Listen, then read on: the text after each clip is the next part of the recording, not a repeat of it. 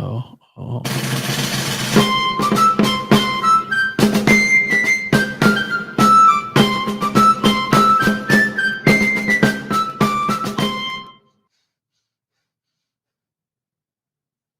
hold on.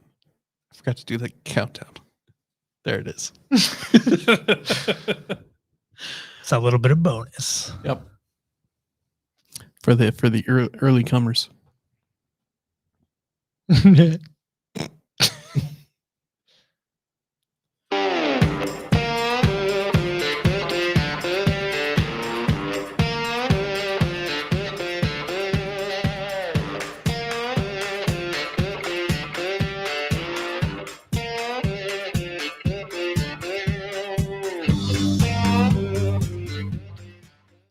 Hello. Hello. Buenos dias. And welcome to a sultry evening. Oh, I'm just going to do this one ASMR. Oh, God, no.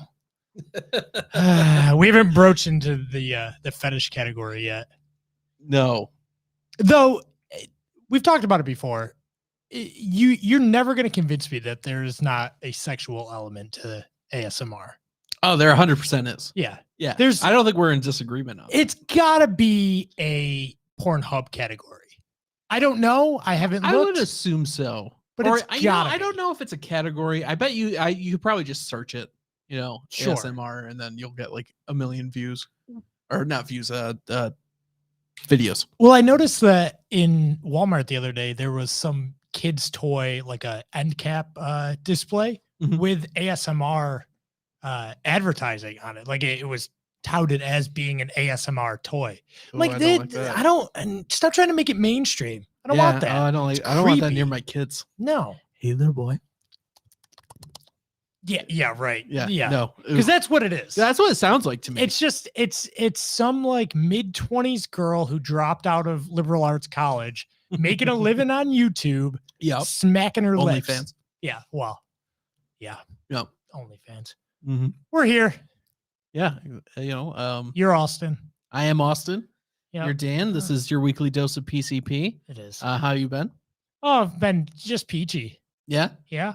We usually start the show asking, have you watched anything recently? Played any games or whatever? Oh boy, howdy, I have. Oh, let's do only, it. Only the first one though. So we haven't even talked about this at all, but I watched all 2 seasons of Solar Opposites on Hulu. Oh, the Justin Roiland show. I have not seen it. Okay. So it kind of feels like a politically correct, to an extent, Rick and Morty. Oh, so it's less it's more politically correct. It's more, it's toned down. And actually it's funny because I watched those 2 seasons of Solar Opposites, then went and watched Rick and Morty, the 5th season of it. I haven't seen that. Is that good? It's jarring how much more violent Rick and Morty is. And I mean, there's quite a bit in Solar Opposites too. That's, I wouldn't let my daughter watch it with me. Sure. She's 2. So, but where would you put it compared to, say, Family Guy? Well, it has less shock value. It's basically Rick and Morty light. Okay. That's the only way I can describe it. And I got to thinking about it and how Justin Roiland does his stuff. So the voice that he does for Solar Opposites, he plays the main character. His name's Corvo. They're aliens from outer space. Sure. The space, as they say in the intro. Yeah. That's the premise. They live on Earth or something. Yeah. And then hanging out or whatever. I don't think there's a premise, but not really. Okay. And they've got this pupa who is like a larva creature who apparently is going to terraform the planet or something. I don't know. That sounds like Justin Roiland nonsense. Oh, it is. It's total nonsense. But I got to thinking about it. So the voice that Justin Roiland does for Solar Opposites is the same voice that he does in Rick and Morty for Rick. So Corvo and Rick are, granted, it's probably, Oh, boy, I haven't watched Solar Opposites, but I assumed he was a Morty type. Oh, no, Justin Roiland does Rick. He does both. Oh, does he? Yeah. I don't know. Well, so the Corvo in Solar Opposites, Justin Roiland, it's the same voice as Rick. And I got to thinking about that because how are you going to sell this show, Solar Opposites? Mhm. And I think that's the jumping off point for a lot of people. It's like, oh, this sounds like Rick from Rick and Morty. Yeah. And I think that was an intentional decision. Oh, I'm sure And it that's was. my only takeaway from the show, other than the fact that I actually found myself really enjoying it. There's a whole side story about how the replicant or the smaller alien, the smaller blue alien Yumulak, shrinks people and puts them in his wall. And I've heard of the wall. They create this whole society, and it's freaking fascinating. I found myself really enjoying the show for that reason. Yeah. And then they do an episode with the aliens and, Yumulak and Corvo and Terry. See, my worry with that show, the reason I didn't hop on right away, was that I felt like Justin Roiland, anything he's involved with is always just fucking weird. Like it's always just blip blop, super weird.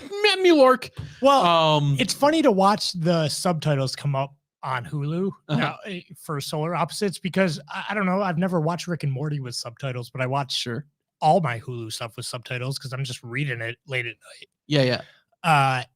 And the way they subtitle it is so funny because it's just like it has so many things like stammers, murmurs, and that's all. I mean, that's Justin Roiland's whole. Because I mean, Morty and Rick. Like, oh, jeez, Rick, Morty. Yeah. So it's funny to watch that and see that, and that's essentially more of the same. In the opening sequence, there, we got on an alien spaceship and escaped out into the space. The space, comma, the space is how it's written, how it's worded, how it's said. Yeah. I don't know. It's funny. Well, I mean, I don't know that Justin Roiland translates to deaf people. No. But, like so much of his shtick is his delivery. I want to talk about this later, but one of my shower thoughts this week was, do you think deaf people care about voice actors at all? Obviously not, right? No. I mean, did you hear the voice actor for Frieza died today? Well, it's funny. I was going to bring up Dragon Ball. Yeah. No, I didn't. The original? Chris Ayers. The replacement one. Yeah, he's been doing it since Kai. Right. So like 2011. Yeah, for like 10 years. Oh no, I didn't. That's unfortunate. Yeah, I really liked him. I thought he was good. Actually, like at first it was off-putting because I was used to grandmother Frieza, you know the one I'm talking about. Yeah. But like actually hearing him, I was like, oh, this is probably more like accurate. Yeah. To what that character should be. Probably, but so he really grew on me, and then he died. So. Well, so I was going to bring up Dragon Ball in the realm that it's funny how voice actors who essentially, I mean, there's talent to it, and it's not nothing to be a voice actor. Don't get me wrong. That's not what I'm saying. However, Sean Schemmel. 3 pronunciations. They were all wrong. I mean, I don't know that mine is right, but in my mind, it's Schemmel. Or like Sonny Strait, who voices Krillin. Yep. Bardock. Chris Sabat. Yeah, he does like the rest of them. He does Vegeta, Piccolo. Right. So those 3 guys in particular pull a huge crowd when they go to these Comic Cons and stuff. Sure. They didn't make Dragon Ball. No. They have no affiliation with it in that sense. Sure. They didn't draw it. They didn't. They're not even like the first dub, like English dub of. I mean, who's the other? Brian Drummond, right? The other Vegeta. There's like so many other facets of it, and as a culture, we're like mesmerized by these people who all they've done to add to this, project is they voice a character. Sure. I mean, I think you could probably make that case for like actors. So much of like the best parts of movies are actually like the writers, the directors, the director of photography. Well, this is but with voice actors, it's like one step more removed. Right. You're just in a booth. You go in and like you yell into a microphone. Essentially, what I'm doing right now. Yeah. Yeah, we could be voice actors. Yeah. Yeah. I just it's baffling to me. I guess I thought how weird that was that people hold these guys that voice like Dragon Ball characters or really any characters, I guess, in anime. They hold them up. They're celebrities. So I don't know. It baffles me. Sorry, I just saw Lavelle's comment. It's a chalice. It is a chalice. I am rocking the pimp cup. So thanks, Lavelle. But I don't know. That was something to ponder in the sense that I don't get it. I guess if I saw some of these voice actors out, I don't know. I want to know who they are for one, but yeah. Yeah. I'm going to call it the pimp cup from now on, Lavelle. Well, it's PC. Yeah, this is my PC on PCP. Yeah. The only PC on PCP. Take my PCP from my pimp cup. Wow. Bunch of dead air. I don't even know where we were going before that, but yeah. You were talking about solar opposites. Oh, okay. Yeah. So derailed. Justin Roiland. It's a Justin Roiland show, and I think that was done intentionally. In that it's basically downstream from Rick and Morty. Yeah, and so that brings me back to my original point is why I was worried about the quality of it.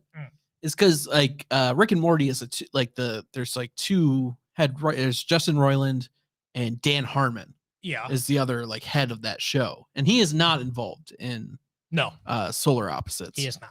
And I think that's probably why Solar Opposites is way less like cynical or like PC or than Solar Opposites. Because have you looked at like Dan Harmon's other work? Yeah, I guess you're right. There is a heavy dose of cynicism in it. Okay, but I don't know that it's so cynical. Yeah, I get that. Yeah, I have seen other Dan. Like, Harmon have you seen things. Community? Yes, that's a good show. Yeah, that was Dan Harmon, no Justin Roiland.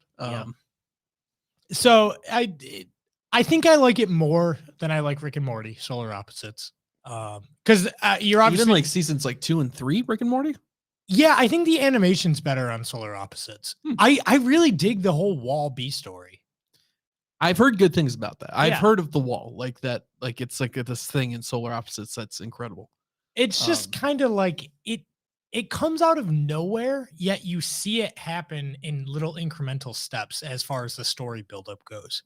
So it's just kind of satisfying to see it morph into its own thing. So the main guy that's in the Wall, I guess you could call him the main character. His name's Tim. I guess he's the main character. Oh, maybe that's who I was thinking of. He gets put in the Wall just because he walks by Yumulak in a diner and he has a red shirt on. And that's it. And he goes, "Oh, there's a guy with a red shirt." And that's it. And then you think he's just going to be, that's it, like whatever. Nope, he's the main character now. Like, perfect. I will give that a watch. That's been a show that's been on my radar for a while, and I just haven't been like, today I'm gonna watch Solar Opposites. You know what I mean? Yeah, right. No, it took me a long time to actually watch like it. Apparently there's a second season that's already out. Oh yeah. Okay. See, I didn't even know. Yeah, that. season 3 is coming out 2022. Okay, I believe you. It's been like I don't know. There's so many things to watch. I watched. I saw a couple movies. Oh yeah, what have you been watching? Yeah, you never ask. We're talking about me. you never ask me back. We just move on. Yeah, it's fine. But I've been. I went to the movies. I saw No Time to Die. Okay. The new James Bond movie. Oh, Hannah Montana. Yes. Yeah. And it was surprisingly good. I actually enjoyed it quite a bit. Yeah. It's a lot like Skyfall. Did you see Skyfall? I just know the Adele song. Okay. That's a movie that's really good as you watch it. but if you think about the plot at all, okay. if you think about like the logistics of it, yeah, it's nonsense. Like there are just these like leaps where you're like, wait, how did he do that? How did he get there? How did he know that? The answer is always to advance the plot. Right. And that's fine because it's engaging enough that like in the moment you're not thinking those things. Yeah. It's only after the fact. It's like The Dark Knight Rises. Right. I really liked The Dark Knight Rises as I watched it the first time. But that was a movie that like afterwards was like, wait, hold on a second. Wait a minute. Yeah. Oh yeah, definite plot holes.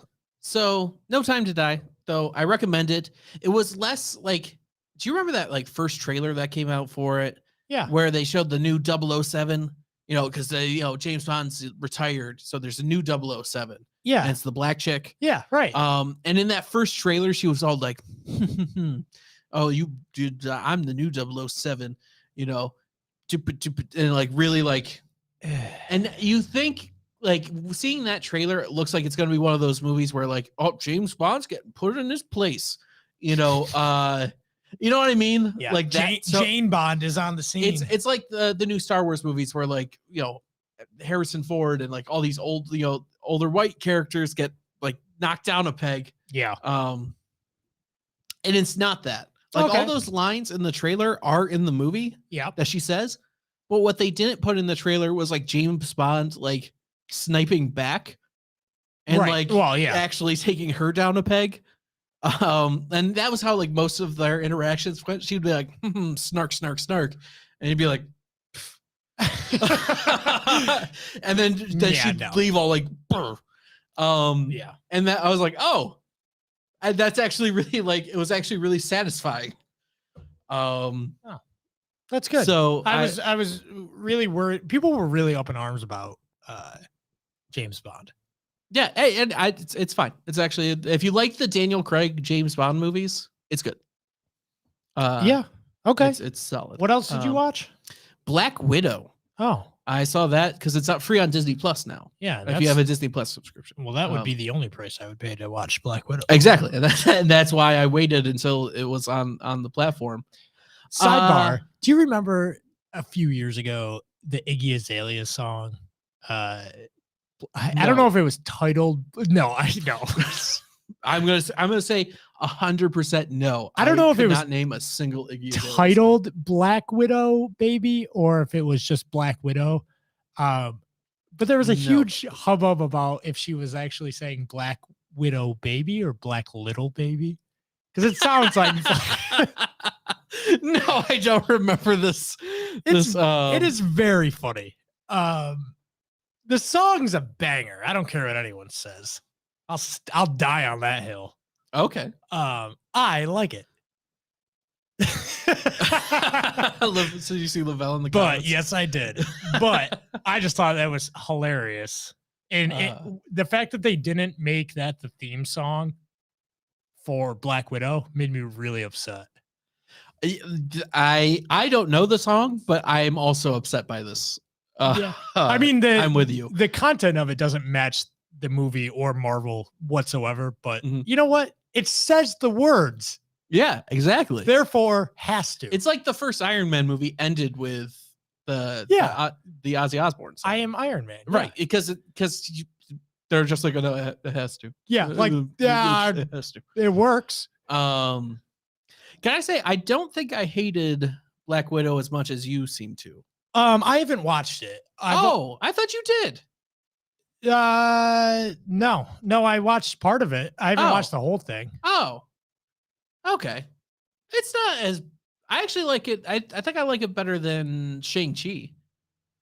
Now I'm trying to remember if I watched it because I didn't watch it on Disney Plus. Right. I figured, but I thought somehow you had seen, because I thought we had talked about this. Well, so I had watched part of it a while ago. Okay.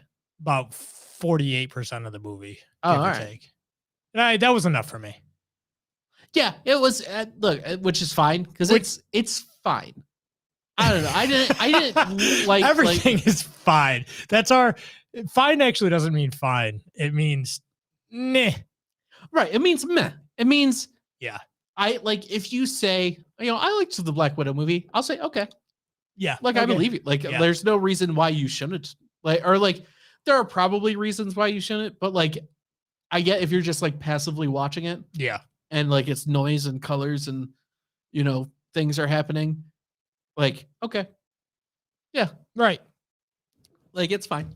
It's passable. It's watchable. Well, yeah. They didn't include the Iggy Azalea song, so. I will say, you know what? I'm going to spoil one thing about it. Yeah. Because it drove me nuts. Spoil multiple things. I mean, there's going to be one thing. It's going to be one thing. There's one character in the movie called Red Guardian, played by David Harbour. Yep. And his whole backstory is that he's the Russian Captain America. Like he was a super soldier for like communist Russia. Right. Yeah. But then they sort of like didn't use him and just put him in prison. And we're like, we don't actually need you. And he's like forgotten, but like he's obsessed with the idea of like beating Captain America. Like that's sort of his whole thing throughout the movie. He's like, I could have beat Captain America. Yeah, I was the real super soldier. Big ol' hate. Like and like Captain America is my nemesis. Like, and that's his whole thing throughout the movie. He's like, yeah, sure. And then there's another subplot going on throughout the movie. Yeah. The villain of the movie, Taskmaster. Yeah. Whose whole thing is that she can, or he, in the comics it's a he, but spoiler for the movie it's a she. It. They. Them. Singular they. Can copy anybody's fighting style. They see it and then they can copy it. Yeah. And the whole movie, she's fighting with a shield. Right. Like Captain America. Yeah. Captain America. Like she throws it and it's just like Captain America. And so then toward the end of the movie, the Red Guardian and Taskmaster fight. She's got the shield and they do the battle pose. And I'm like, oh, okay. They've been setting this up. The whole movie is like, I could beat Captain America. And, and they even, like the last line before that fight is the mastermind behind the whole thing be like, this person can copy anybody, even the Avengers. I'm like, okay, this is going to be Red Guardian's moment where he beats Captain America. He's going to recognize the fighting style, be like, oh, you're fighting like Captain America. And then he's going to win. And it's going to be like, see, I told everybody I could beat Captain America. That's not what happens. No. She starts beating him. And then the other Black Widow lady shows up and like punches her and punches the Taskmaster and like puts her in a cell. Yeah. And that's the end. And so there's no, like, there's all this setup. It's like perfect setup and no payoff. Yeah, no. And it drove me nuts. Yeah, I'm trying to act surprised. So that was ruined for me. Oh my God, that sucks so much. So that was ruined for me, and hence why I only cared to see part of the movie when I watched it. I was also watching it. It was ruined for you that they set up the Captain America fight and didn't pay it off? I remember now. I'm looking at my computer. I still have the file on here. It's in like 360p, and the audio's awful. That's part of why I only watched part of it. But yeah. I agree. Lavelle also says Taskmaster was a disappointment. I agree with you, Lavelle. So, anywho, that's what I've been watching. Yeah. Other than that, I haven't been watching anything. I also been watching a bunch of John Carpenter movies. Oh, yeah, they're on Hulu, aren't they? Some of them, I think. Yeah. Peacock. Oh, it could be. I don't know. I actually I have them on Blu-ray. They were cheap at one point. Oh, okay. So I finally got to them. I watched Escape from New York. Yeah. Big Trouble in Little China. Halloween and John Carpenter. That is a John Carpenter. That's what I thought. Okay. Yep. The Fog. Was They Live? You ever see They Live? No. That one was great. That's the movie that says where he walks in and he goes, "I am here to chew bubblegum and kick ass." Yeah. And I'm all out of bubblegum. That movie name offends me. They Live? Yeah. It's not the right pronouns. Oh, sorry. He said she live. We didn't ask what its preferred pronouns. Yeah, but I highly recommend They Live. That was my favorite one of the ones I saw. That's like a 90s movie, isn't it? It was like 88. Yeah. 88, 89. I love that era. Roddy Piper was the lead. He's great. Nice. And Keith David. Yeah. Speaking of John Carpenter movies, though, have you seen the preview or rather watched the movie Halloween Kills? No. Looks awful. It looks terrible. And you know what? Maybe it's good. Maybe it's not. The only thing I'm going on is the preview that I saw of it, but it builds up. I don't care about the Halloween movies whatsoever. So There's one good one. Halloween. Yeah. 2018. No. What? No, Halloween, the Rob Zombie remake. Yeah, naturally. But I saw the preview for it because it's just on Hulu. Or is it Peacock? I don't know. Sure. One of the streaming services. And I saw the preview for it. And my God, it builds up. Maybe she's a character that's been in other movies. Maybe not. I don't know. I assume Jamie Lee Curtis. Is that it? The older lady? Yeah, she looks old. Yeah, well, she was in the original Halloween. Oh, okay. That makes sense then. As I said, I'm not basing this on anything other than the preview, and I have not seen the movies, but I know the general premise. And my God. Oh, it looks terrible. It looks awful. Well, they build her up, Jamie Lee Curtis, to be this like, I'm hunting Michael Myers. Yes. Well, see, it's a reversal of the original movie. The original, he was hunting her. Yeah, but like, how stupid is that? It's very dumb. Well, did you see dumb. Halloween 2018? No. Again, I don't care about the movie because that was the plot of that movie too. Jamie Lee Curtis is like this like weird survivalist now. Oh God! And she's planning on killing Michael Myers. That's the plot of that movie. You're not Sigourney Weaver. Or Linda Hamilton. Yeah, that's the one that reminded me of that. Did you see that Terminator movie? Yeah. Dark Fate. Yeah. Terrible. Yeah. Terrible. But they're like, yo, we're coming for you, Michael. Yep, that's it. Probably don't. Maybe. I don't know. His track record seems pretty good at like chopping people up. Well, so Halloween 2018 ignores all the other sequels, which also have Jamie Lee Curtis in them. Oh, okay. And just continues from Halloween 1. Oh. Which is why they call it also just Halloween. You know, which also ignores the Rob Zombie remake, which was also called Halloween. You know, if you went by logic of how you have like the movie title, you could have Star Wars and then Star Wars 2 would be Star Wars-er. It'd be Halloween and Halloweener. And Halloweened. That's really dumb. Past, present, and future. The Halloweenist. That's right. Yeah. So dumb. Halloweener 2. I would watch that movie. Oh yeah. And like, why we don't have parody movies anymore? I think. Well, the reason we don't have parody movies anymore are who are the two guys who wrote Scary Movie and then they made like Epic Movie, Date Movie. Oh God. Vampires Suck. Meet the Spartans. Yeah. Those guys are the reasons we don't have parody movies anymore. Like, there's two guys specifically. Yes. Oh, okay. There's a pair of writers, and they wrote like all those. You're movies. saying they killed the genre? Yes. Oh, I don't know. I don't know about that. I think 100%. Like that is why we don't have those movies anymore. I think the movies sucked. What? I think the movies sucked, and those that's movies? why. Yeah. And they were all written by this pair of people. Oh, were they? Okay. They wrote Date Movie, Epic Movie, Scary Movie. I think like 1, 2, 4, and 5.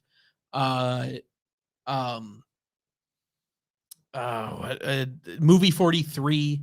That movie was awful. Oh my! Meet the Spartans. Oh my! The superhero Wayans. movie. The Wayans. Also the Wayans. The Wayans were also involved, but they're not who I'm thinking of. Oh, the Wayans also did some stuff that ruined that genre. They wrote Scary Movie. Yes, and they wrote it with these two guys. Buddy Johnson, Phil Bowman, Jason Friedberg, and Aaron Seltzer also Friedman and Seltzer. Okay. Friedman and Seltzer, they were the ones who kept going. Yes. Epic Movie, Meet the Spartans, Disaster Movie. Yes. Vampire Suck, The Starving Games, Best Night Ever, Super Fast, Date Movie, Scary Movie, Spy Hard. Yes. Spy Hard was the original. So those guys, Damn. those are the reasons why parody movies are not a thing anymore. There was one good scary movie. It was Scary Movie 3, and that's just because it was from like the director of Airplane. I agree. Yep. And it feels like oh wait, these are actual, like there's some like jokes in this movie. Well, and it's the highest grossing worldwide scary movie. It's because it was the best one. Like I don't know why they didn't just get that guy back. Well, it was also the highest budget, but I mean, the budget was $48 million and it made over $220 million worldwide. So that's all right. Yeah, that's. Well, I was going to say they don't make those movies anymore because the movies now parody themselves. They're just sure. Like you can't make a parody of Halloween Kills because it already does that. Right. It's kind of that I think you might be onto something in the whole like this whole like meta. Yeah. Like thing, self-awareness. Yes, there's this whole self-awareness within movies. Movies don't take themselves seriously anymore. I'm alone. I'm back. Screaming that just reminded me of something that I did want to talk about too. Yeah. And that's remake culture. Yeah. And it needs to end. Yeah. We've talked about this before, but there's one specific. Read my mind. What am I thinking of? One specific remake that's bothering you? Yeah. All right, hold on. Kevin! Home Alone. Yeah. Yes, I got it right before you. It clicked before you said it. Yeah, but you're on audio and video as it didn't. No. You can see the light in my eyes before you said Home Alone. Yeah. Have you seen the preview for the new Home Alone? No. I've heard horrible things. I have heard only terrible things about it. This is what I mean. And this ties into this parody thing too, because if you didn't tell me, I would think that it's parody. Right. Like this is just like, this is the parody movie up for Home Alone type movies. Is that a Disney Plus venture? Don't know. Okay. Don't know anything past. That's what they like. That's all they do. I don't think like is there like original IP on Disney Plus? No, of course not. Like it's all like all the new stuff is just like reboots and remakes. Right. Like Turner and Hooch. Did they remake Turner and Hooch? Yeah, with Josh from Drake and Josh. Josh Peck? Yeah, it's Turner. Josh from Drake and Josh. Yeah. He's Turner. I would have I think it would have been funnier if he was Hooch. Yeah, I believe. The dog. Bring Matthew Perry back. I just want Turner and Hooch like 20 years down the road. Yeah, it was it. I thought it was Tom Hanks. Was it Tom Hanks, Turner? I don't know. You tell me. I thought it was Matthew Perry. Maybe I'm wrong. Maybe I'm misremembering that. I could be. I don't know. I've never seen Turner and Hooch because it's fucking Turner and Hooch. Who gives a fuck? Which like that's one of the ones where I'm like, why? Like, is there like a huge like? Oh, I fucking love Turner and Hooch. Oh shoot, it is Tom Hanks. It just looks like Matthew Perry. Oh, it's a young Tom Hanks. Yeah. Yeah. Sure. Wow. They do have a very similar like, big forehead. Yeah. Look to him. Oh man. Yeah, man. They produced Turner and Hooch on a budget of $13 million. Can you imagine having Tom Hanks in a movie for a budget of $13 million? Yeah. Well, the movie would be like $1 million, and then like $12 million for Tom Hanks. Yeah. I don't even think it's that anymore. I don't even think you could get... How much do you think he made for like Toy Story 4? Oh God. And that's just voice acting. That's barely even Tom acting. Hanks says it's harder than regular acting. Oh, I'm sure because there's a whole thing to it, but yeah. Wait, do you know Tom Hanks' brother does the voice of like all the Woody toys and like video games and like nepotism at its finest. Yeah, well, I assume he just sounds the same. Like sometimes siblings just have like the same voice. Oh sure. And so he's just like, I don't know. Hey Jim, say hi, say howdy. See, he sounds just like me. Yep. I can't believe that Josh Peck is Turner. Yeah. It's what? Weird, right? I'm still upset that He didn't invite Drake to his wedding. Yes. You ever want to go down the roller coaster of drama? Look up Josh Peck Drake Bell wedding. Ooh-wee. That's glad we were on the same page. Yeah, I'm still upset at Josh. What do you think? You're better than Drake Bell? There's like that tweet, that terrible tweet. Where he's like, I thought we had something. Oh well. See you never, brother. Or like what? You know what I'm talking about? I haven't laughed that hard in so long. Fucking Josh Peck. I could do a whole hour show on the drama that transpired between Josh Peck and Drake Bell. Bringing people the stories they want. Yeah. Oh man, if you're not interested in what transpired between Josh Peck and Drake Bell, I don't know what you're interested in. Yeah, no, absolutely. Miranda Cosgrove got a shot in there. Oh yeah. Oh, of course. She was iCarly. Yeah, but she was on Drake and Josh. She was Megan. Yeah. Megan. Wow.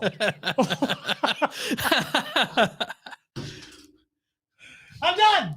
Yeah. I was really upset that Drake and Josh were not in the recent Nickelodeon Smash Brothers clone. I thought you were going to say that iCarly spinoff. I was very prepared. Oh, no. The Nickelodeon Smash Brothers clone. We talked about it last week because Xbox put out their those consoles. That's why Xbox was doing that giveaways because Nickelodeon made made a Smash Brothers game with just Nickelodeon characters. Damn. No Drake and Josh. I want all the live action Nickelodeon stars. I want was it Crazy Steve, the movie theater guy? What's his name? Because he's in iCarly too. Yeah, but I don't want that character. I want Crazy Steve. Well, that would just be a skin. You would play the actor. We got Tommy from Rugrats, and then we got Drake Bell. Yeah. Was he the voice of Tommy? No. Oh, okay. No, I was just saying you'd have the cartoon that's a character. Yeah. And then all the live action people are just like the actor. And like their moves are just like, what am I doing here? No! Brandon Simi out! Crazy Steve. Oh my gosh. I gotta figure out Jerry Trainer. There you go. Okay. There's his name. Yeah, just Jerry Trainer hanging out with Nigel Thornberry. Oh, hell yeah. Yeah. I gotta read you the Wikipedia entry for Crazy Steve real quick. Do it. What do we got? Well, it's actually the Drake and Josh.fandom.com/wiki/Crazy Steve, just in case you want the source. Yeah, of course. Stephen Upshaw, parentheses, Crazy Steve. Stephen William Upshaw, more commonly known as Crazy Steve, is a mentally disturbed employee of the Premier Theater. He made his first appearance in season 2, episode, movie job. Oh, yes, of course. Mentally disturbed employee. If you haven't seen Drake and Josh, it holds no weight to you at all. And you think we're just making fun of some mentally disturbed guy. Making fun of Stephen William Upshaw. Yeah. First off, who knows that his name is Stephen William Upshaw? They must have said it once. Once in one episode. Just like showed his driver's license or something, My gosh. In the movie Merry Christmas, Drake and Josh, Crazy Steve drove a DeLorean with the license plate that said crazy. Wow. That's awesome. Crazy with an exclamation point. Yeah. He was crazy. He also likes Dora the Explorer. Monday is his quote unquote bad day. It's unknown what makes Crazy Steve so angry. He was mentioned by Helen in the Victorious episode, Helen Back Again. What? Wow. That's quite the wordplay for Nickelodeon. That's I'm surprised that one made it past the censor. Huh?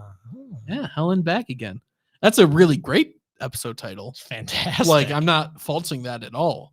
I'm surprised that Nickelodeon was like, yeah, that's okay. He calls prison heavy, something that Marty McFly would say a lot. Are you in the trivia at the bottom? That's my favorite trivia on wikis, where it's just like, this kind of reminds me of this episode of another show. It's like, yeah, I bet that was probably a deliberate reference. In the 1986 to 1990 show Elf, there was a minor character of the same name. Dan Schneider, who was born in 1966, / the writers must have watched this series in the episode Prime Time. That's a conspiracy. They must have, because I made that connection. Anyways. Crazy Steve, they couldn't have just pulled that one out of nowhere. Wow. There's only 2 writers could have come up with that name. Yeah, so I don't know how we got on to Crazy Stephen William Upshaw. This episode's off the fucking We've gone down the rabbit hole. I do have a couple things that I did want to talk about, something that really grinds my gears a little bit. Let's get into it. Travis Tritt. We're really switching lanes here. Yeah, let's actually talk about the things we were planning on. Travis Tritt. It's canceling a bunch of his tour dates. For anyone who doesn't know, Travis Tritt's a country singer. I don't want to say peaked in the early 2000s, late 90s, early 2000s. But if you have heard a song by Travis Tritt, you've heard one from the mid 90s, the early 2000s. Sure. So Travis Tritt has come out and said that he is canceling 4 of his concerts for his upcoming tour for any venues that have, or rather for these 4 venues that have COVID-19 safety protocols. Yeah. Okay. Which is not to say he's not canceling because of protocols. He's canceling because the venues are insisting that they have the protocols. Yeah. Right. So he's not like, I don't want any protocols. He's not canceling, so people don't get sick or whatever. Right. No, the opposite. Right.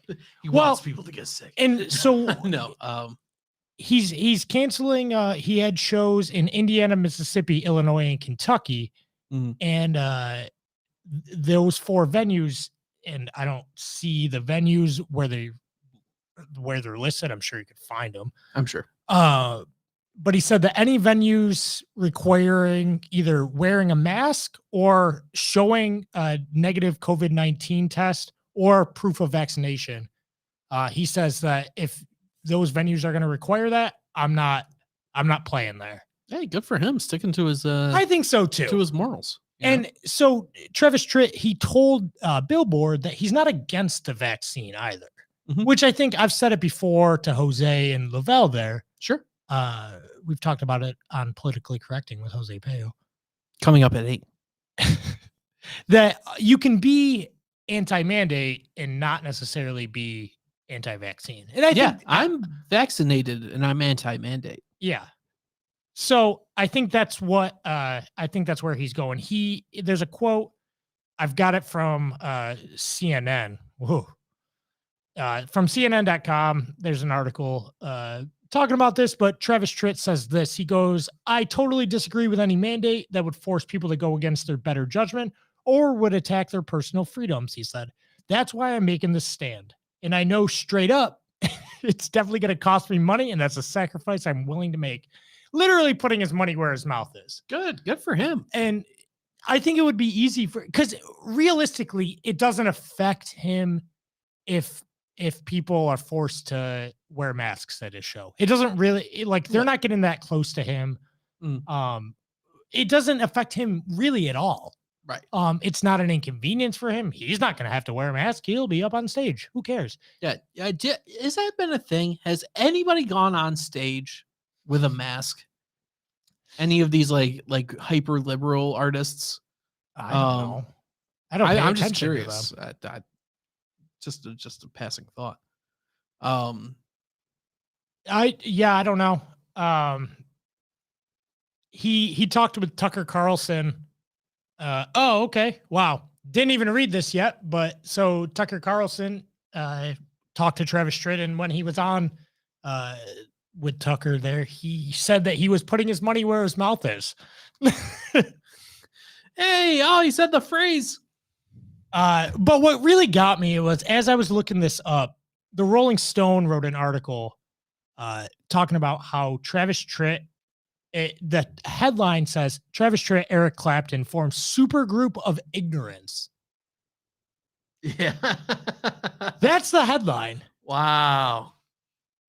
From Rolling Stone. Of course, because have you read Rolling Stone headlines? They're all like that. No, I have not. But so, and then sentence 1 says, it's a great day to believe a lie. Oh, that's Travis Tritt. It's a great day to be alive. That's a good song. I guess.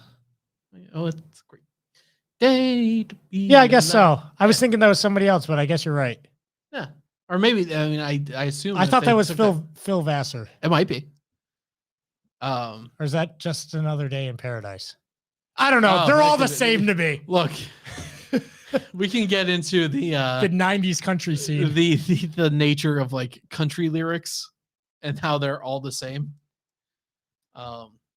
You know, it is by Travis Tritt. That's the song by Travis Tritt. It's a great day to be alive. And you know what, Rolling Stone, you've swayed my political opinion now, because that was spot on. That was a solid title. That was that was just the first sentence. That's just as important as I'm easily swayed. Yes. I'm not. I'm not, and I don't, and I hate that I hate that that's the immediate go-to for these outlets. You've got a fairly well-known, I wouldn't even call Travis Tritt necessarily a celebrity anymore. I mean, sure. If I ask 10 people under 20 who Travis Tritt is, none of them. None of them. Depends on where you go. I think if you went to Nashville. All right, I'm talking City Rochester. Oh, well, City Rochester. None. Zero. Over 20, still none. Yeah, 30? No. Lavelle, are you still there? Do you know who Travis Tritt definitely doesn't know who Travis Tritt is. I bet you Jose doesn't know who. I'll ask him. We'll ask him. I'll ask him on his end. They don't know who he is. I bet you a lot more people know who Eric Clapton is. Oh, of course. But let me read you this Rolling Stone article. It's a great day to believe a lie. Freedom fighter Travis Tritt made a pair of appearances on right-wing talk shows this week after publicly declaring that he would not perform concerts in venues that require COVID-19 vaccination, masks, or even testing. Naturally, he... Fuck it out. Naturally, he cited fellow anti-lockdown crusader Eric Clapton for lighting the path forward. Clapton said he had suffered hand paralysis after receiving a COVID-19 vaccine, and went on to fund an anti-vax ban in the UK. When Eric Clapton made the statement about the freedoms being infringed upon, that really resonated with me. Oh, this is Travis Tritt. That's Travis Tritt. Yeah. Tritt sat on conservative talker Steven Crowder's Louder with Crowder internet show. That's a very downplay of Steven Crowder. Yeah. He's just a conservative talker. Conservative talker, yeah. It's not wrong, but it's also, aside from the personal effects that he had from getting the vaccine, I just agreed from a philosophical standpoint about we have to preserve our freedoms.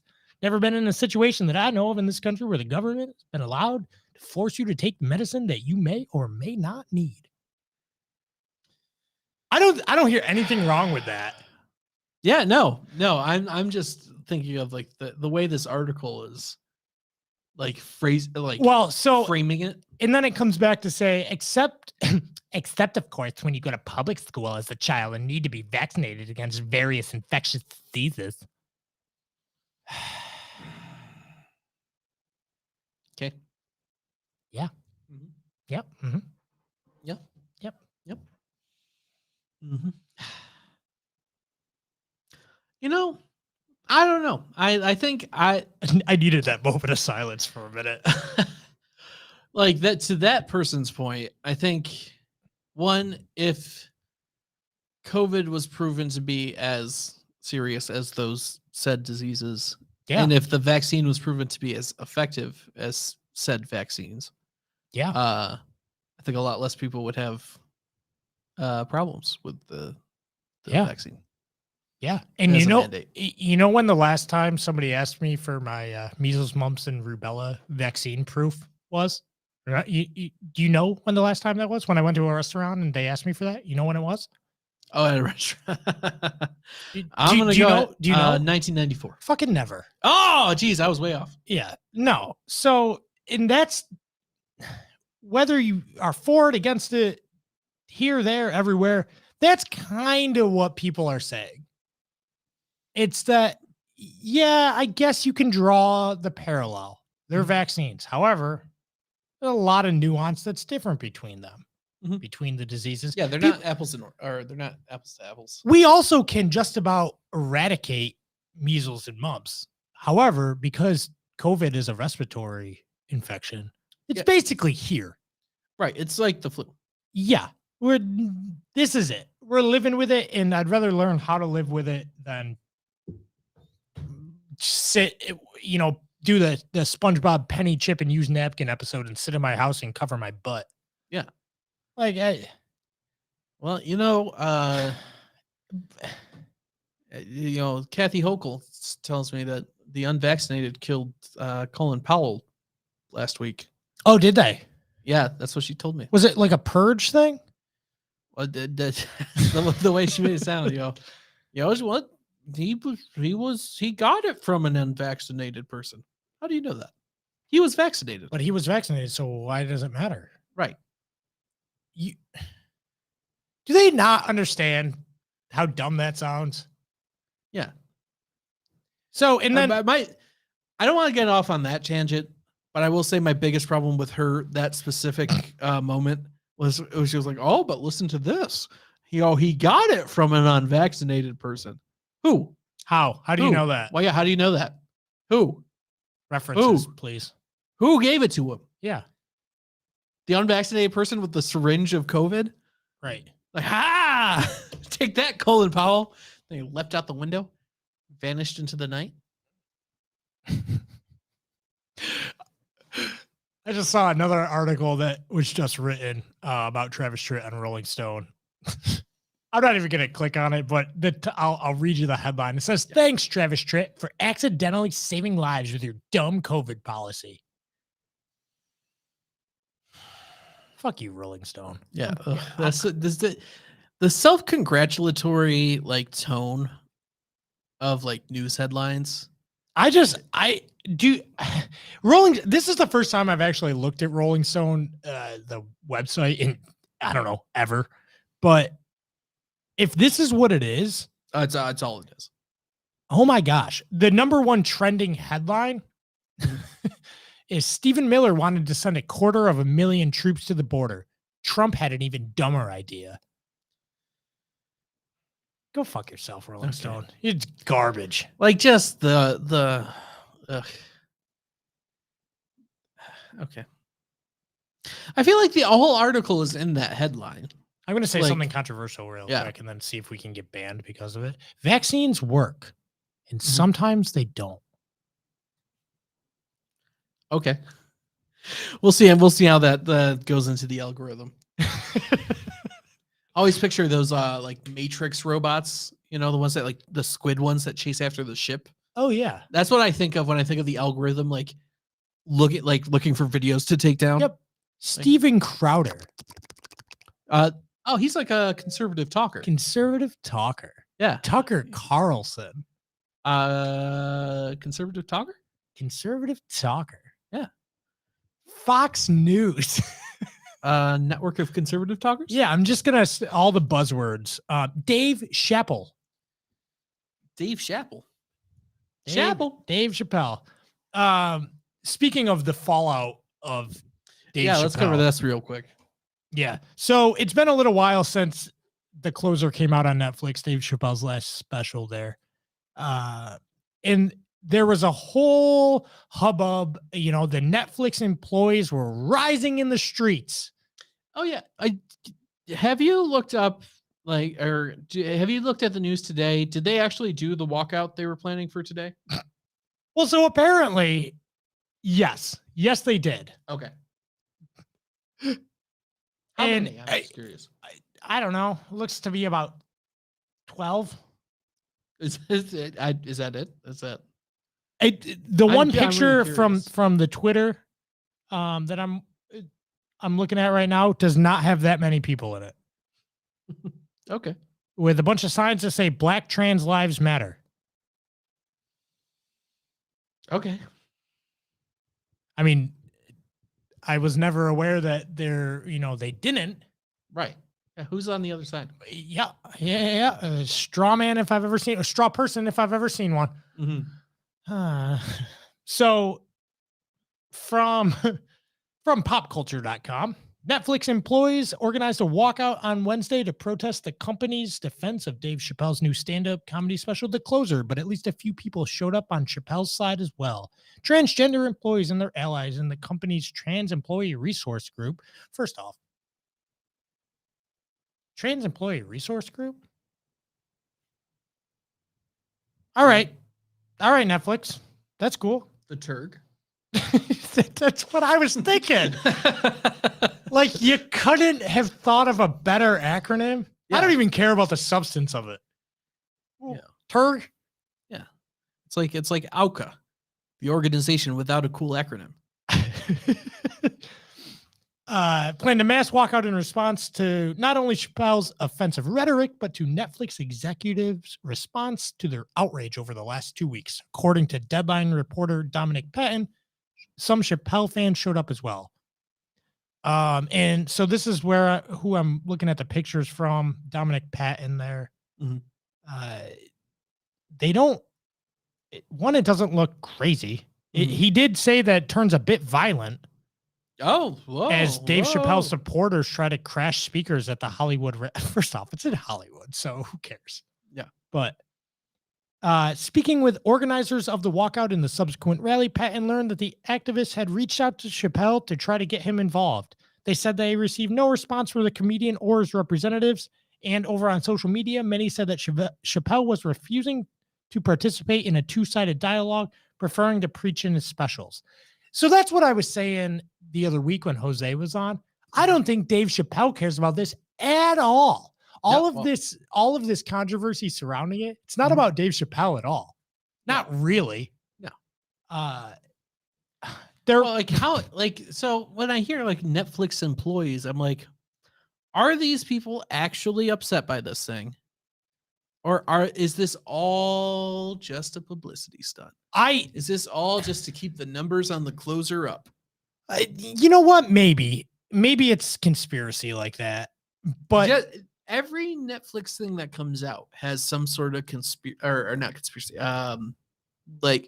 controversy. Yeah, I guess. Oh my God. They're upset because apparently this it caused Dave Chappelle's special causes harm to trans people. Have you what? Yeah, how? First, right. We're bordering dangerously close on the territory that words are harmful. Words are violence. Well, my favorite thing, I don't know who said it. I can't attribute the quote, but you get to choose to be offended. Yeah. You cannot offend me unless I choose to be offended by what you say. Yes. To an extent. No, you can be inflammatory. You can say hurtful things, right? But if I don't care, if I'm more secure in myself, if I don't give a rat's behind about that's where I censor myself. Yeah. If I don't care about I don't care what you say, you can't offend me. Offense, like, you have to choose. You can say things and it might sit with me or whatever. Mm-hmm. And words do have an impact, but to say that they're harmful. No, they're not harmful for sure. No. Taking a 2x4 across somebody's face, that's harmful. Yeah. Don't do that. Yeah. But it's been a PCP PSA. That's right. Yeah. 2x4s. No. Even with lumber prices starting to go down, don't do it. Don't No. Don't No. do it. Don't. Well, and what gets me even more is this whole thing with Dave Chappelle. He didn't do anything wrong. He said that gender is a fact. Yep. And he said every person, well, and specifically from his last special, he said that every person in this room came through the legs of a woman to get here. What? I'm so done with this whole like outrageness. And I know that's not a hot take at all. Whoa, easy there. Whoa. But, God, like, don't work at Netflix then. I don't know what to tell you. Get the fuck out of there. Yeah, like, I hear Solar Opposites is PC. Work at Hulu. Well, it's not PC. It's PC in my point to that. Let me clarify that. My point to that was that it's PC in relation to it's not as crass as Rick and Morty. It's not Rick and Morty. Yeah. But so I just read this paragraph from this from the walkout here, and it said that the protesters recited a list of asks, quote unquote, for their employer to make the whole situation right. Okay. Starting by eliminating all images of Chappelle and all references to him inside the workplace. You know what? Fuck those employees. Chappelle is worth more than all those employees combined. Oh, yeah. Fuck them.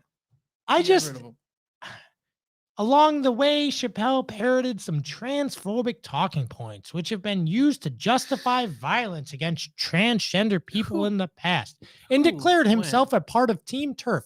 Was it me that brought that up to you for the first time? TERF? A few months ago, or no, I'd heard it when the whole J.K. Rowling thing. See, yeah, and that's what I was gonna bring up. J.K. Rowling, they lampooned her. Oh my gosh! And by they, I mean the left, because they plural. I absolutely think it's a little funny that has come like full circle, because it was like 10, 15 years ago. Like when Harry Potter first came out. Oh, yeah. You know, you had the hyper conservatives with like, oh, it's witchcraft, corrupting the youth. Yeah, those guys, making their talking points. It was the same time as like Pokemon. Yeah. You remember evolution. Those? Yeah. Like, yeah. Remember those like people who are on the news like, they're fucking the corrupted the youth. Look, they turned into demons. And then when J.K. Rowling went on her like hyper woke bent of just like changing things about the Harry Potter franchise, like Dumbledore's gay. Yes. There was a Jewish student. His name was Aaron Goldberg. We didn't talk about him, but he was there. Like these are real tweets, by the way. Like, I'm not making either of those up. Wizards used to poop on the floor. That's not a woke thing. That was just something she tweeted. But anyway, so like there was a bit where like it was J.K. Rowling, like she's so.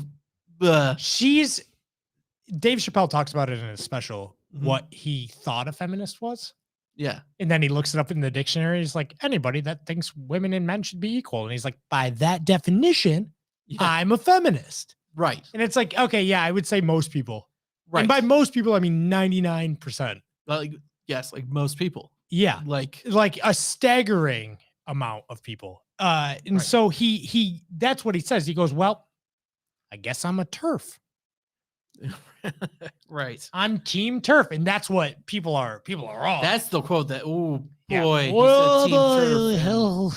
That they trans exclusionary. Onto that one. So if you really think about it, because J.K. Rowling, she got quote unquote canceled or actually canceled. I don't know what she's doing these days. I'm not sure because like the Harry Potter franchise is so huge. Yeah, it doesn't really matter. Like there's a Hogwarts game coming out. They stuck the landing unlike Game of Thrones. So Harry Potter? Yeah. Harry Potter is a solid like franchise of books and movies. I was gonna say the storyline just basically is the Bible. New Testament. Harry Potter? Yeah. They Jesus? More or less. I mean, kinda. Yeah. In the same way that The Matrix is a Jesus story. Sort of. It's all derivative. Yeah. But anyways. I mean, everything's derivative. we want to do that. Well, yeah. That wasn't a big brain comment. That was just like, we want to go down this rabbit hole. Yeah, he's Team Turf, and J.K. Rowling came out and said a while ago that if men can be women, that effectively erases all of women's history. Yeah. Tell me where that's wrong. That was her. And it leads to the thought of, well, if you can be either, then there is neither. Right. If there is no gender. I think the most common application of that is athletics. Mm-hmm.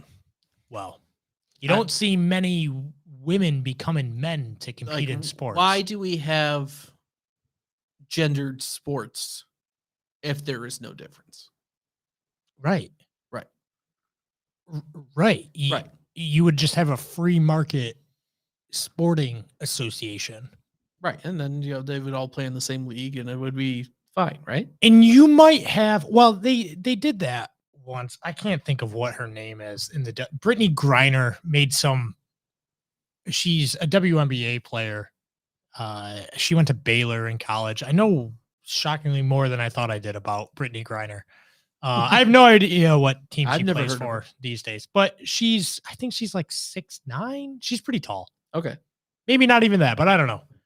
Yeah, she made some comments a couple of years ago about like, oh, I could take you, Demarcus Cousins, who is 6'11", I would say, big boy, was drafted by the Kings, played center in the NBA. I think he's on the Warriors now. Pretty good player, has had some knee injuries, but this was like when he was doing pretty well for himself. Sure. One of the top big men in the league. And she came out and said, I could take you one-on-one. And he's like, yeah, okay. Like, just looking at the physical stat, like, no way. So you might have. Did he do it?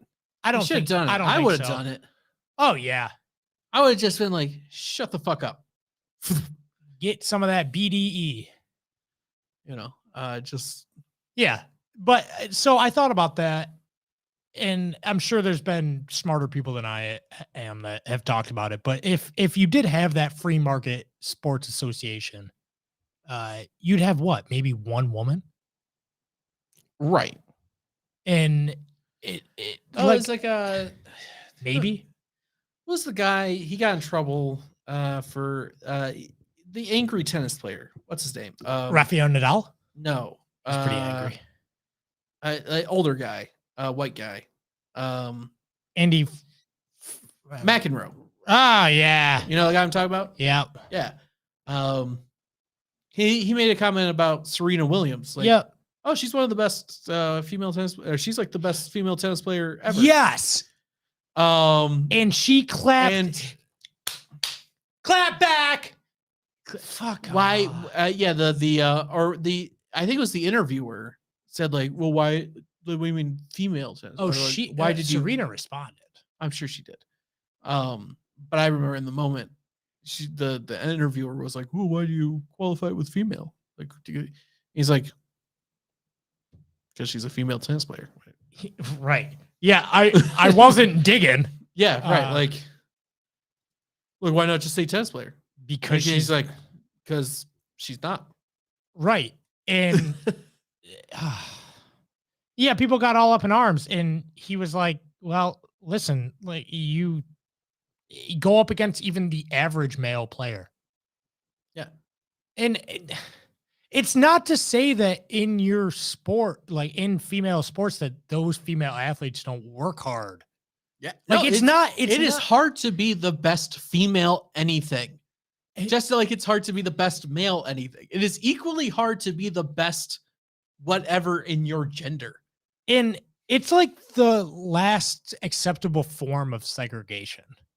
Yeah. And because it's physical fact. Well, it's a physical. So segregating people based on skin color is stupid, right? That's racism. Yes. That's dumb because there's no difference in that sense. That's literally melanin. Right. Like but that's it. And that's, if that's nothing. We need to discriminate, but not based on those characteristics. We discriminate every day based on things like age, gender, because that makes sense and it levels the playing field. I'm not going to go play basketball in the 8 through 12 age range league at my YMCA. Right. I mean, I would smack those kids around. Throw elbows. Yeah. Oh, I mean, yeah. It'd probably have to be knees if they're that age. I'm almost 30, so I'm to the point where they would probably school me. Like, I'd be like, oh shit, like I'm gonna show these kids, and these kids would be like crossing me over, breaking my legs all day long. Absolutely. Like I would not, because I am not athletic. Like they would probably be better than me. But at that, I don't know. I probably like weightlifting. I could be 8 to 12. Oh yeah. Well, maybe, I don't know, but I'm gonna throw that one down. Yeah. I could be any 8 to 12-year-old in weightlifting, but come at me. That's why we have categories and things, because it levels the playing field and it doesn't take away from your accomplishments. However, I don't get it. I don't get the outrage over things like this. Are you not? I think I really thought this would go away. Me too. During the pandemic, when the real problems set in. Yeah, but now we've just politicized that. Right. I think it did. There were a couple months where I did not hear a single outrage story. You know what I mean? Oh yeah. I was like, because we have real problems. People are out of work. People are figuring shit out. There's supply shortages. There's blah, blah, blah, blah, blah, blah, blah. All those things are still true, by the way. Yep. But I guess people have stopped worrying about them and now are back to worrying about bullshit. Yep. Like that time that John McEnroe said that Serena Williams would be ranked number 700 if she played on the men's tour. That's the quote? Yeah. Okay. I mean, yeah, probably. Do it then. Prove him wrong. Serena, you could find someone in the top 100. I'm sure there was someone in the top 100 who will play you. Oh my God. Yeah. Why aren't we doing this like pay-per-view? Yeah. I'd watch that. I bet number 10 is probably open to whatever, because you get a ton of publicity. Yeah. I'm playing Serena Williams. I guarantee Serena Williams could ask anyone to play a tennis match and they'd be like, okay. Yeah. I mean, if Serena Williams asked you to play tennis, you'd be like, okay. Yeah, absolutely. I just Serena Williams can beat me in tennis. Oh yeah, she'd whip me. She'd kick my ass. It would probably actually literally, it would probably physically hurt me. Well, I assume John McEnroe meant all men are better than all women at everything. That's the subtext. That's what he meant. And that's what he meant. That's the patriarchy. And we need to take down the establishment. Be an ally, motherfucker. Yeah, disestablishmentarianism for the win. It's also, who gives a shit what John McEnroe says? Right. He hasn't been relevant since he got angry 20 years ago. Yeah, to be fair, he hasn't been relevant since he talked about Serena Williams 3.5 years ago. Right. 4 years ago. 4.5 years ago. Oh my gosh. Whoa. Yeah. Easy there. So, yep, I don't know. Pop culture is a crazy thing. Mm-hmm. Well, we really went down the rabbit hole today. Yep. We didn't even get to DC Fandom. Oh yeah. Yeah. So, but Dave Chappelle, I wanted to talk about we're still going? Oh yeah, hold on. Okay, wait. The Netflix CEOs oh, yes, all right. Let's talk about this quick. Yeah. Ted Sardanos. That's probably how you say that. Ted Sardines. That's how I read it. Yep. He says that from IndieWire, Netflix CEO Ted Sarandos says, I screwed up, but doubles down on the Dave Chappelle defense. Okay. Yeah. I think why even say I screwed up? I think that's a a bit of a soft headline. I don't think that's actually I don't think he doubled down at all. I think he caved. Oh, really? Okay. Yeah. So I'm trying to find the quote. I can tell you I screwed up those communications in 2 ways. One of them was I should have first and foremost acknowledged in those emails that a group of our employees were in pain. Here we go with that word thing again, that they actually matter. Words do matter. They do. They do. They were in pain and they were really feeling hurt from a business decision that we made. And I, instead of acknowledging that first, went right into some rationales. And so, first of all, I'd say those emails lacked humanity, in which I like to and I do generally communicate with our teams. Okay. Yep. So I went right into some rationales, as you should, as the gosh darn CEO of a company. Yeah. Probably don't get tied up with the emotional response of 4 of your employees. Yeah.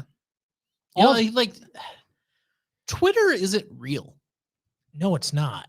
Do you know how much they paid Dave Chappelle for the closer? Wasn't it 60 million for the 3 of them? Well, I guess, but as far as specific numbers for the closer, 24.1 million, I believe it was. 24 million in that range. I assume it was probably 60 million up front and then some amount of I think so. Royalties. So there's probably the 20 million and then like 4 million and whatever. Like writer credit. Some people are offended out of context, mind you, like unfairly offended. They're not, nor should they be. I feel offended. like anyone who's actually who's offended didn't actually watch the special. And also, who cares? You're not be the CEO if you want to make those decisions. Yeah, absolutely. Start your trans network. Yep, go for it. Go for it. See how you do. Get fucking RuPaul or whatever. But that's the thing. These people, and it's not all trans people. Mm-hmm. It's not all men. Yeah, all men. But these, including the trans men, these Twitterites, as you can call them, they don't build anything. They tear down. Oh, and that's all they do. Oh, the armchair critics.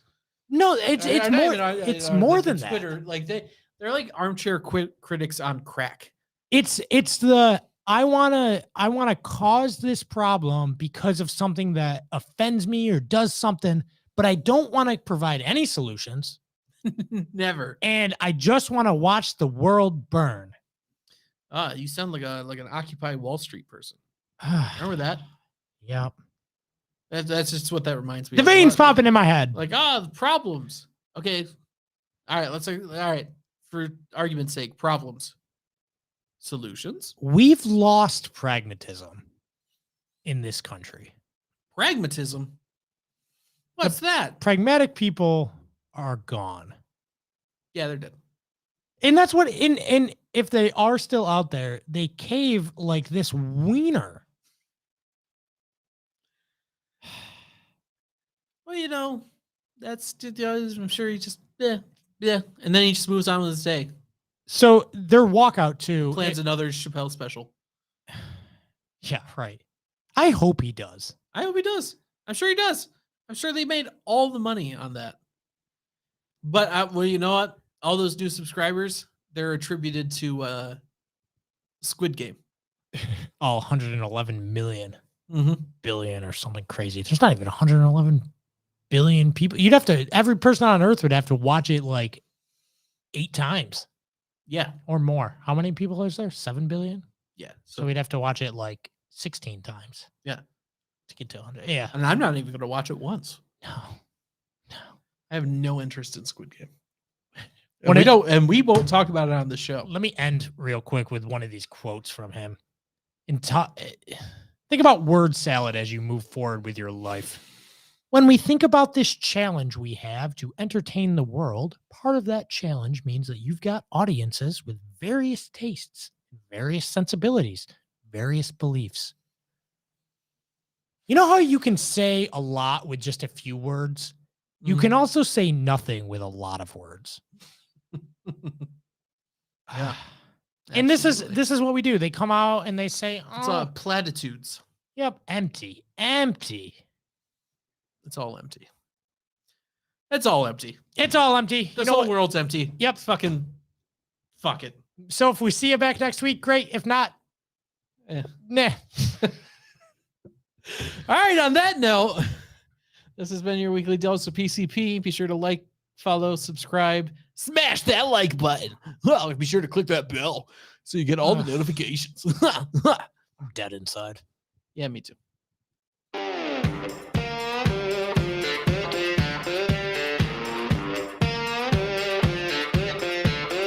Thumbs for